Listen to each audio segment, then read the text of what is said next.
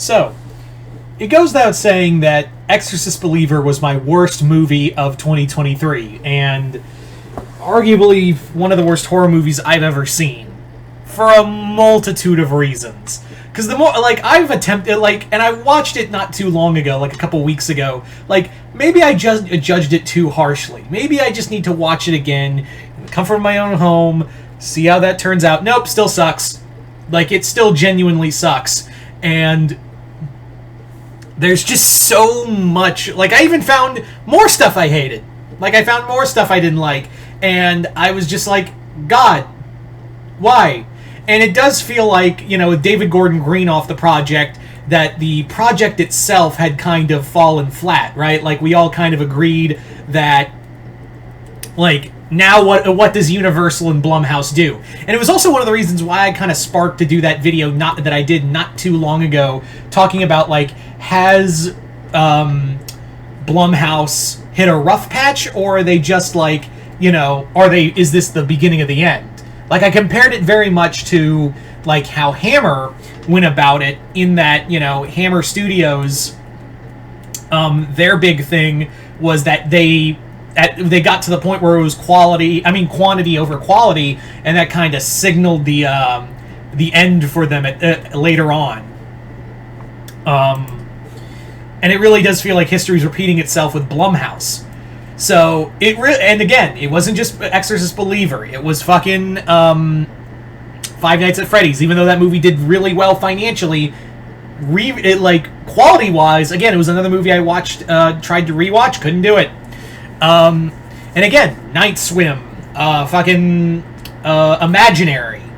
And again, but the big thing is that Universal paid $400 million for this and didn't get a return for their films, and had to and are now talking about reworking it, because by God, you made a $400 investment, $400 million investment. There's gonna be need for that to make a comeback. So now with this rework, the big thing is, how do you do that? What do you do? How can you save this franchise after how bad Believer did? How hard, and now you have to see if you want to do a trilogy now. And honestly, I think you could do something where you don't have to follow Believer, because that movie pretty much ended in a way where it didn't feel like it needed to have a sequel, right? At the very least, I'll give it this, I feel like this movie knew if it bombed, at least it would have an ending. But no, I imagine they're going to try to do Exorcist Deceiver, or whatever the fuck they're going to call it. But personally, I say, just have it be another soft reboot. Make it literally if you're gonna do it the Exorcist films, the second movie sucks, that means the third movie, if we're gonna go original film, then we go to requel with Believer, and then we do really good film. And that's what this video is about, because last night it was reported again. This was reported, and this is what prompted me to want to make this video. Was that there might be hope for the Exorcist franchise on a whole. There might be some legit hope for it, because they've been talking, keyword talking, there's nothing been set in stone yet, but there has been legit talks with someone in the horror community who could save this franchise, that could literally save this franchise. And that person's name is Mike Flanigan. Now, if you don't know who that is, Mike Flanigan is probably one of my favorite horror directors, and probably one of my favorite directors working in the business right now. You'd probably know his work ranging from Haunting of Hill House and Haunting of Blythe Manor. He also did Oculus. He has done Midnight Mass. He had also done a lot of work, but one movie does come to mind, another Netflix original, Gerald's Game. But oh yeah, he directed Dr. Sleep, the near impossible way of trying to follow up to Stanley Kubrick's film and Stephen King's novel. And he did it in a way that even Stephen King said that he loved it more than The Shining. Then again, he really hated Kubrick's film, so, it's not too hard. But yeah, Dr. Sleep was one of my favorite movies of the year, and here's a hot take, I kind of I love Dr. Sleep more than The Shining. I love that movie more than more than Kubrick's film. Stumbled over my own words, I'm sorry. So yeah. So Mike Flanigan in talks to work on the next Exorcist movie. It's almost like Universal went, hey, we fucked up. Mike, can you help? So, why does that matter? Why does Mike Flanigan, and now again, nothing's confirmed as of this recording, talks could easily fall through, like when I reported on Jason Leitman being the in-talks director for Jurassic World before it went to Gareth Edwards.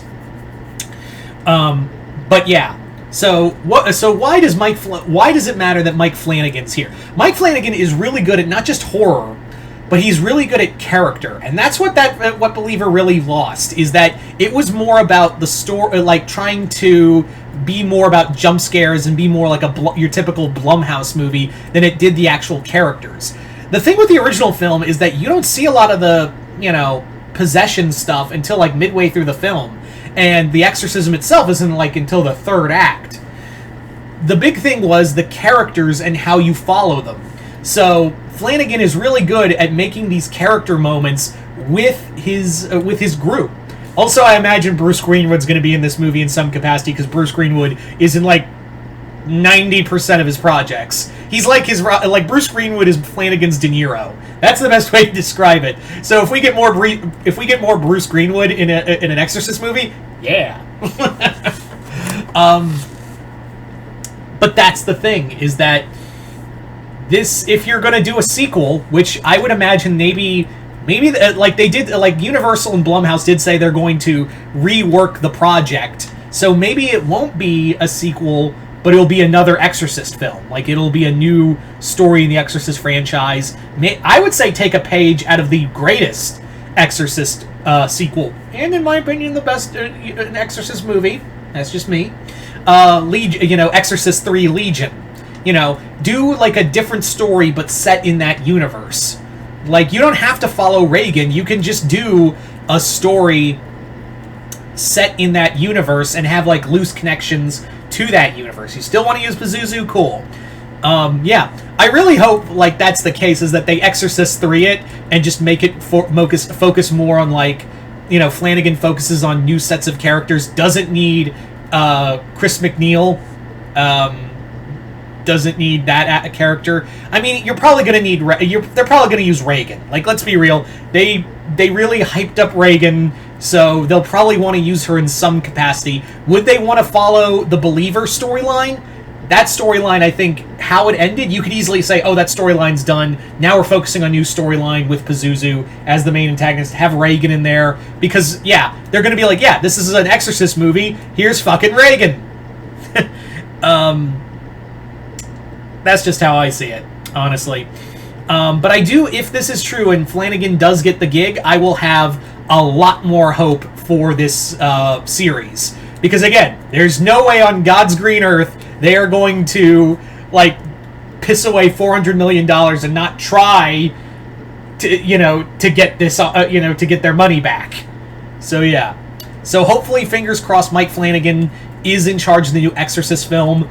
And because they did a deal for 3 movies, so they got to do those. So hopefully he does the next 2.